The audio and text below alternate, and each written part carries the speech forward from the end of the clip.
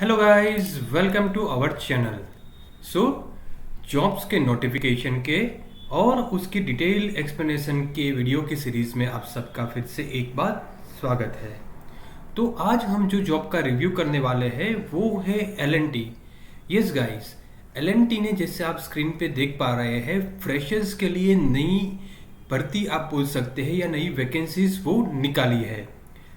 तो जानिए क्या है प्रोसेस, कैसे अप्लाई करना है और कौन कौन इसके लिए एलिजिबल है। तो चलिए ये वीडियो का डिटेल हम स्टार्ट करते हैं।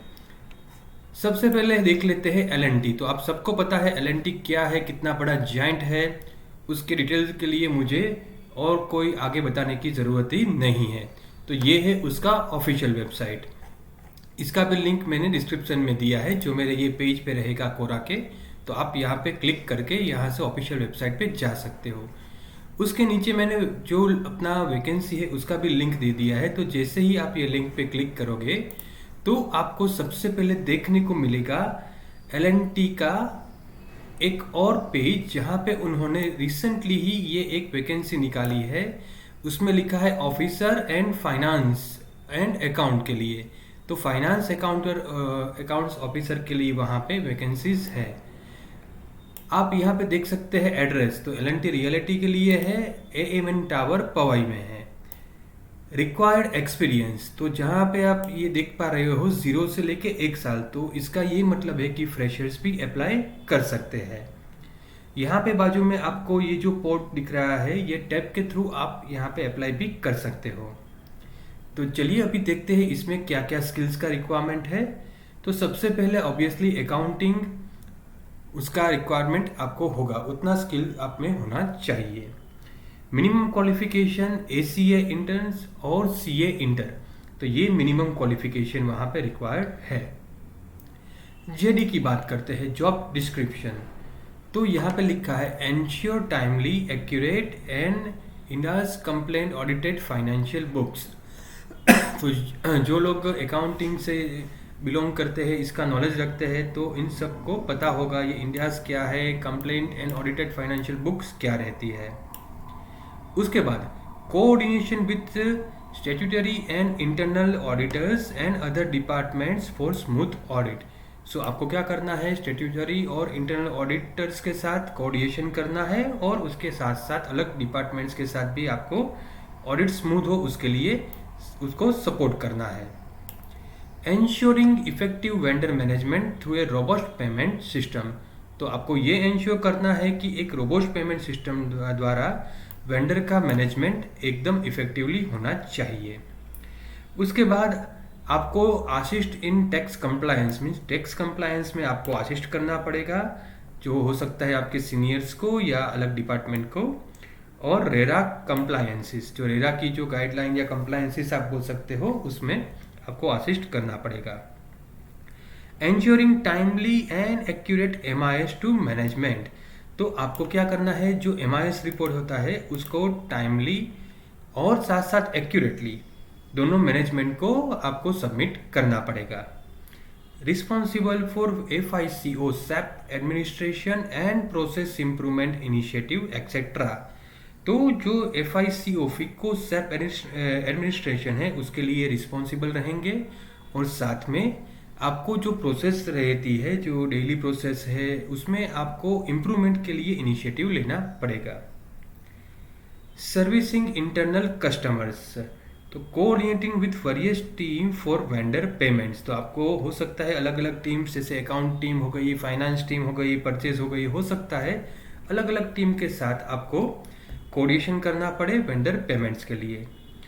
Providing solution to tax query, अगर कोई क्वेरी आती है टैक्स रिलेटेड तो आपको उसके लिए सॉल्यूशन प्रोवाइड कर लेगा। Be the go to person for proxima project for resolution and solution, तो आपको क्या है, प्रोक्सिमा प्रोजेक्ट के लिए एकदम जो बोलते हैं ना गो टू पर्सन, ऐसा आपको एक इंस्टेंट सॉल्यूशन देने वाला पर्सन होना चाहिए। उसके बाद जैसे आप यहाँ पे देख रहे हैं good oral and written communication skills, तो आप में verbally as well as written दोनों अच्छी स्किल होनी चाहिए। Possesses high level of self integrity, hard working, ability to work in a fast paced environment. तो ये एकदम बेसिक है कि आप में एक इंटीग्रिटी होनी चाहिए, आप हार्ड वर्किंग होने चाहिए, फास्ट पेस्ड एनवायरनमेंट, एकदम जो अभी आज का आप एनवायरनमेंट बोलेंगे एकदम फास्ट तेजी से चलता है, तो उसमें आपको मोल्ड होना चाहिए, ऐसी स्किल होनी चाहिए। And flexibility to work hours needed to meet deadlines. So of course आपको क्या है कि जो डेडलाइंस होती है उनको मिलने के लिए आपको वर्क ओवर्स में फ्लेक्सिबिलिटी आप में लाने के लिए आप में वो एक स्किल होनी चाहिए कि आप फ्लेक्सिबल हो पाओ कोई भी डेडलाइन को मीट करने के लिए। Attention to detail and accuracy focused etcetera. तो ये ऑब्वियसली एकदम बेसिक स्किल है। तो जो लोग फ्रेशर्स है या थोड़ा एक्सपीरियंस है और ये क्राइटेरिया से मैच करते हैं, तो यहाँ से आप सीधा अप्लाई कर सकते हो। तो इसका भी डायरेक्ट एप्लीकेशन लिंक मैं डिस्क्रिप्शन में दे दूंगा, तो आप वहाँ से अप्लाई कीजिए। तो चलिए अभी बात करते हैं दूसरी पोजीशन के लिए, तो वो है इंजीनियर के लिए।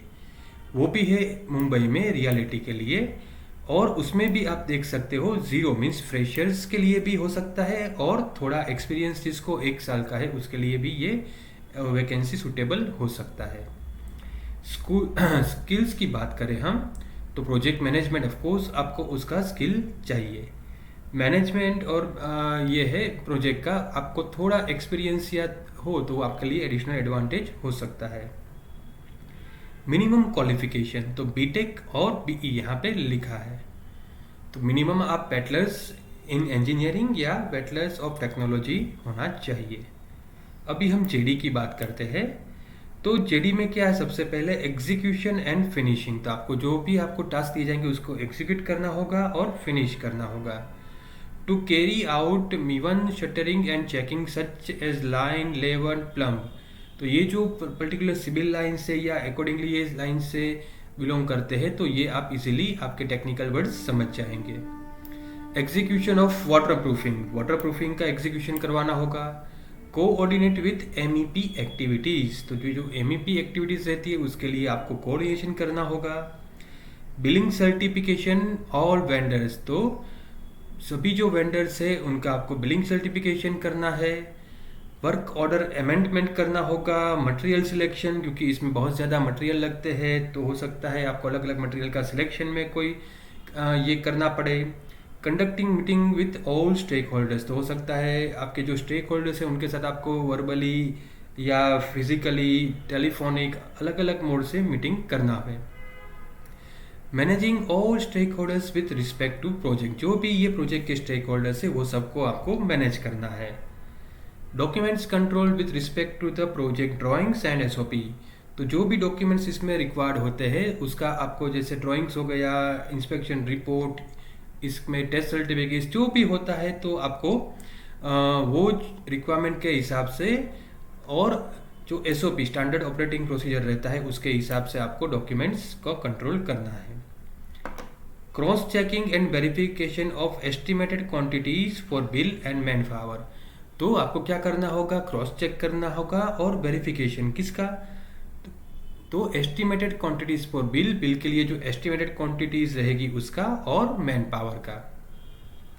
Complete coordination with architect and consultant to solve technical difficulties, अभी कोई भी प्रोजेक्ट में छोटा मोटा इश्यूज तो आते ही रहते हैं, तो उसके लिए क्या है, आपको आर्किटेक्ट और कंसल्टेंट के साथ कोऑर्डिनेशन करना रहेगा ताकि आप वो टेक्निकल इश्यूज को सॉल्व कर पाओ।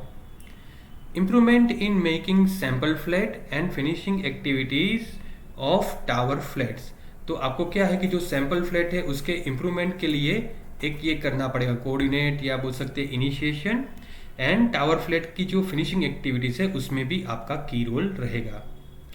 Daily reporting to line manager with planning for next days activity, तो जो भी आपके डे मैनेजर रहेंगे, लाइन मैनेजर, उनके साथ आपको डेली रिपोर्ट देना पड़ेगा और आपको कल की जो एक्टिविटीज है नेक्स्ट डे की उसका प्लानिंग करना होगा।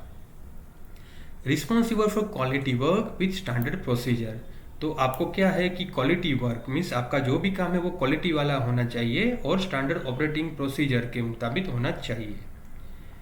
Responsible for making documents like DPR, WPR, checklist, power card, roster for powering etcetera, तो ये जो डॉक्यूमेंट्स है पर्टिकुलर सिविल लाइन से जो बिलोंग करते हैं उनको ये नॉलेज में होंगे टेक्निकल वर्ड्स, क्या चेकलिस्ट है, क्या डीपीआर है, तो आपको ऐसे डॉक्यूमेंट्स बनाने पड़ेंगे।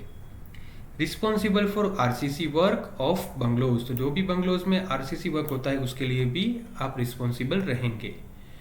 Drawing study and communicate with consultant and architect with technical issues, जैसे हमने पहले देखा, तो आपको ड्राइंग करना है, ड्राइंग स्टडी करना है और उसमें कुछ इश्यू दिखे तो आपको जो टीम है उनके साथ, आपके आर्किटेक्ट, टेक्निकल्स या कोई एक्सपर्ट है या कंसल्टेंट है, उनके साथ आपको कम्युनिकेट करना है। Estimate bill of quantities and making bill of executed bill, तो आपको क्या करना है कि जो क्वांटिटीज का बिल रहता है उसका एस्टिमेट करना है और बिल को एग्जीक्यूट करना है। Responsible to make arrangement of resources and material for execution, तो कोई भी प्रोजेक्ट्स में आपको मटेरियल, मैन पावर, वो 2M तो लगते ही है, तो आपको क्या करना है, उसका अरेंजमेंट करना होगा और एग्जीक्यूशन भी करना होगा कि मटेरियल आप लाए लेकिन कहाँ पे कौन सा ग्रेड का मटेरियल है, क्या कितनी क्वांटिटी का है, कितना आपको मैन पावर चाहिए, सभी आपको मैनेज करना है। Planning for day to day activities with respect to schedule, तो जो भी आपका शेड्यूल होगा उसके मुताबिक आपको प्लानिंग करना है।